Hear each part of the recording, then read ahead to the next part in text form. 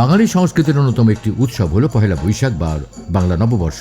একে সামনে রেখে বর্ণিল এক আয়োজন করেছে ঢাকার এয়ারপোর্ট সংলগ্ন আন্তর্জাতিক hotel Crowne Plaza. 14 April Pohela Boishakh উপলক্ষে হোটেল প্রাঙ্গণে অনুষ্ঠিত হয় 2 পর্বের বিশেষ উৎসব। এই আয়োজনে থাকছে দিনব্যাপী সাংস্কৃতিক মেলা, এসো হে বৈশাখ এবং পুরানো ঢাকার ঐতিহ্যবাহী খাবারের সমারোহে নিয়ে খাদ্য উৎসব ঢাকাইয়া রসনা বিলাস। মূলত দেশীয় ঐতিহ্যের সাথে আধুনিকতার এক অনন্য সমন্বয় ঘটানোই এই আয়োজনের মূল লক্ষ্য। এই আয়োজনটা আসলে মেইনলি বাচ্চাদেরকে নিয়েই ফোকাস করা, কাজ এখানে আপনারা দুতলা উঠলেই দেখতে পারবে অনেক ধরনের বাচ্চাদের রাইডস, মোস্টলি সবগুলোই বাচ্চাদের রাইডস। এছাড়া ওদের ফেস পেন্টিং, ব্লক হেনা, এরকম ওদের আরও ধরনের অ্যারেঞ্জমেন্ট আছে।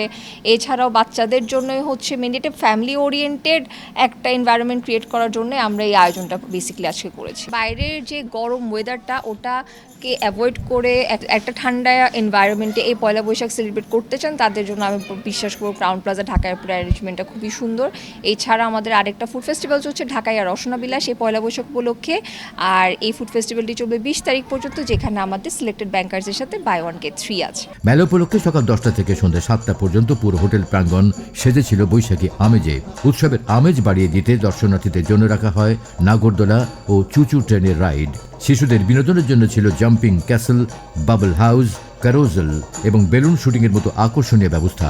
মেলার বিশেষ আকর্ষণ হিসেবে ছিল হারানো দিনের বায়োস্কোপ, পুতুল নাচ, জাদুর আসর এবং লোকগানের সরাসরি পরিবেশনা।